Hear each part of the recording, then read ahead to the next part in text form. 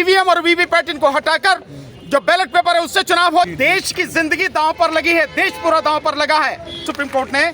कि वीवीपैट पर जो काला शीशा लगा है उसको हटाकर सफेद क्यों ना लगाया जाए। भारतीय जनता पार्टी की सरकार ने यूं कहा है कि मोदी सरकार ने जिस तरह से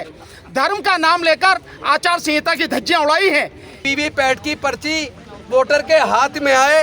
और उसको वो ड्रॉप बॉक्स में डाले। देश का कोई विश्वास नहीं है वीवीपैट पे कि इलेक्शन कमीशन ऑफ इंडिया को सरकार द्वारा कोई दबाव है। ईवीएम को हटाया जाए। माननीय सर्वोच्च न्यायालय से एक उम्मीद बची है, बाकी किसी एजेंसी से देश में उम्मीद नहीं बची है।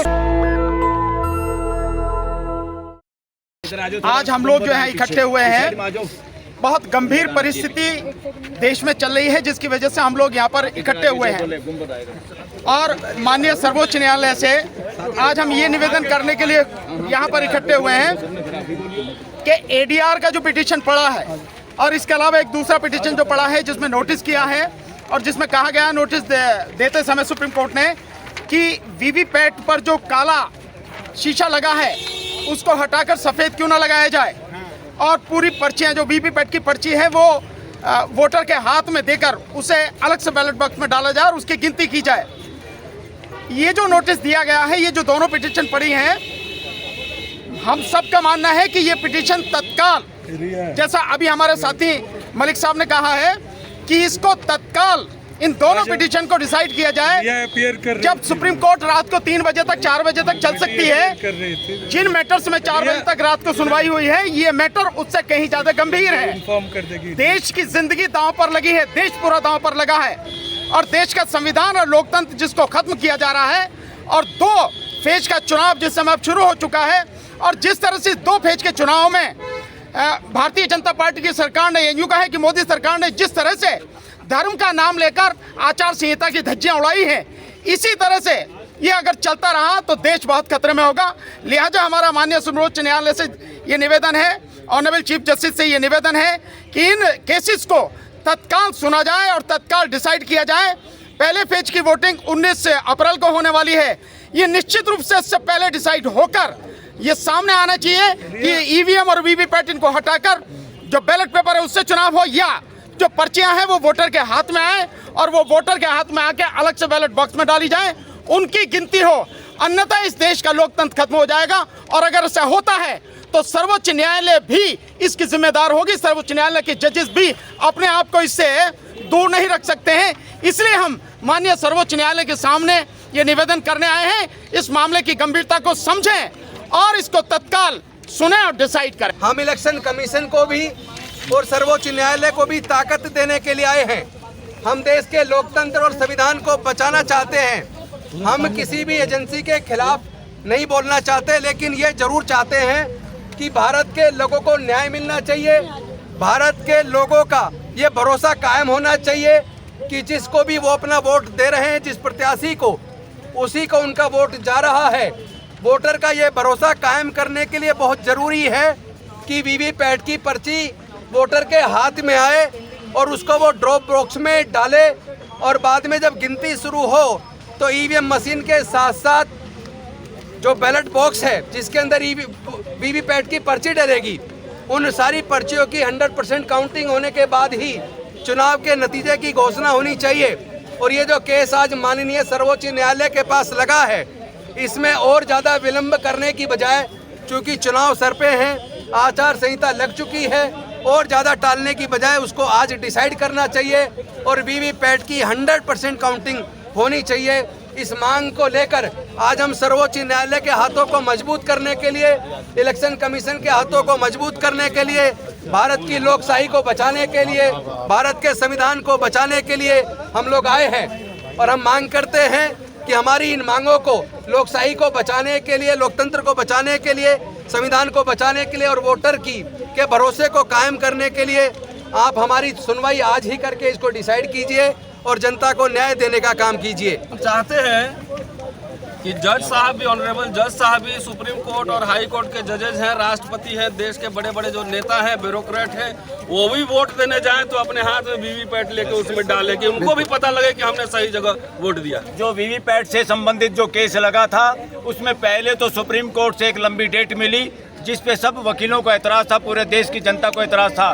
फिर वो केस जब उस डेट को आना था तो उस डेट को नहीं आया, एक नई डेट आ गई। उस नई डेट का भी जब इंतज़ार किया, उस डेट को भी केस नहीं लगा और सुप्रीम कोर्ट के सामने वकीलों ने मेंशन किया तो वो केस आने वाला था, तब नहीं आया। आज वो केस आया और आज वो केस आने के बाद भी 52 नंबर पे लगा हुआ था और जिस जज को सुनना था वो जज लंच के बाद दूसरी कोर्ट में उनको जाना था, वो केस की सुनवाई आज भी नहीं हुई। आज फिर 16 तारीख दे दी गई है। ये मजाक है देश के साथ, देश के लोगों के साथ। ये मुकदमा खाली एडीआर का नहीं है, इस देश की जनता का मुकदमा है और सुप्रीम कोर्ट इसके मामले में सेंसिटिव होना चाहिए और इसमें संज्ञान लेना चाहिए। सुप्रीम कोर्ट के चीफ जस्टिस को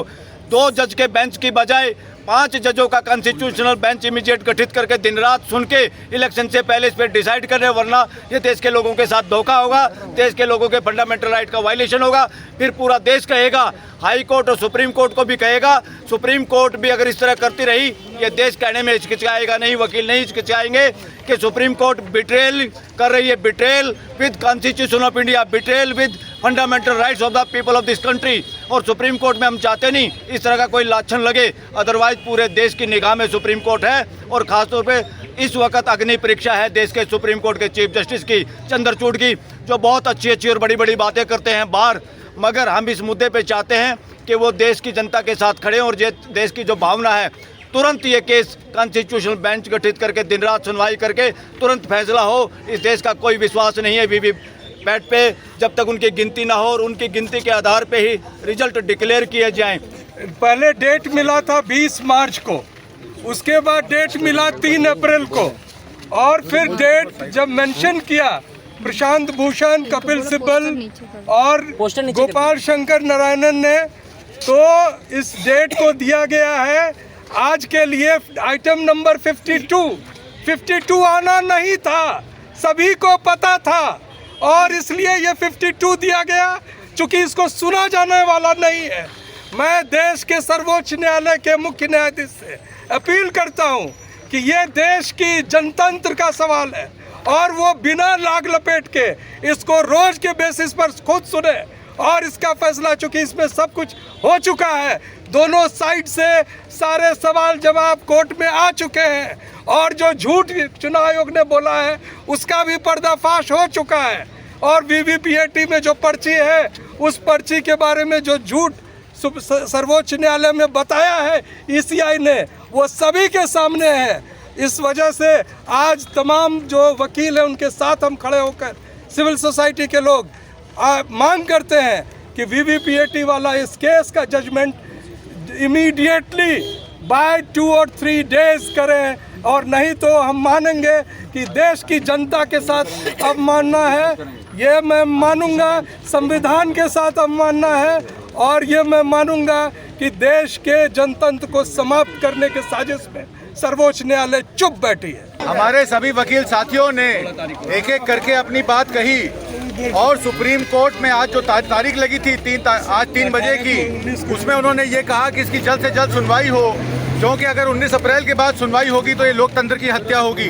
देश के संविधान को बचाने के लिए, देश को, लोकतंत्र को बचाने के लिए और देश के संविधान की सुरक्षा के लिए सुप्रीम कोर्ट माननीय यहाँ पे बैठी है, और अगर सुप्रीम कोर्ट ही संविधान की सुरक्षा नहीं करेगी तो इस देश में संविधान की सुरक्षा कौन करेगा। हम साझा किसान मजदूर मोर्चा के सभी किसान नेता देश के सुप्रीम कोर्ट को आह्वान करते हैं। हमने ईवीएम पे सबसे पहले ये मुद्दा उठाया था कि वीवीपैट की पर्ची जो है वो वोटर के हाथ में दी जानी चाहिए, यह उसका सामाजिक और संवैधानिक अधिकार है। वीवीपैट का मतलब क्या होता है? Voter verified paper audit trail. Voter अपने वोट को खुद वेरीफाई करेगा और उसको ऑडिट करके बक्से में डालेगा, और बक्से में जो वोट डलेगा उसी की गिनती होनी चाहिए। यह सीपीयू काला बक्सा जो सरकार ने बनाया है, इसके वीवीपैट में मालवेयर है। वो क्योंकि जब चिप से वो कैंडिडेट का नाम और अपने सिंबल को डालते हैं तो हमको शक और शुबा है कि उसी पेन ड्राइव से उसमें मालवेयर डाला जाता है, जिसकी वजह से सीपीयू में जो वोट जाता है वो वोट नहीं जाता जो एक नागरिक, एक वोटर देता है।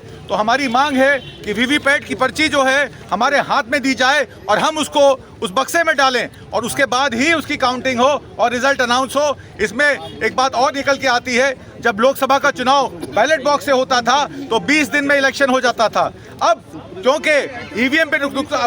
पे इलेक्शन हो रहा है तो 2.5 महीने का इलेक्शन हो रहा है, उसके बाद भी वो पर्ची पे काउंटिंग करने को तैयार नहीं है। तो इसका मतलब ये क्लियर है कि इलेक्शन कमीशन ऑफ इंडिया को सरकार द्वारा कोई दबाव है, कोई प्रभाव है, जिसकी वजह से इलेक्शन कमीशन ऑफ इंडिया भी इस पे क्लैरिटी नहीं है। तो माननीय सुप्रीम कोर्ट से हमारा सिर्फ निवेदन है कि इस पे सुनवाई 2 दिन के अंदर कर इसका रिजल्ट अनाउंस करें, क्योंकि 19 अप्रैल को अगर ये नहीं होता है तो हम लोग वोट डालने नहीं जाएंगे। सरकार को हम 5 साल के लिए चुनते हैं,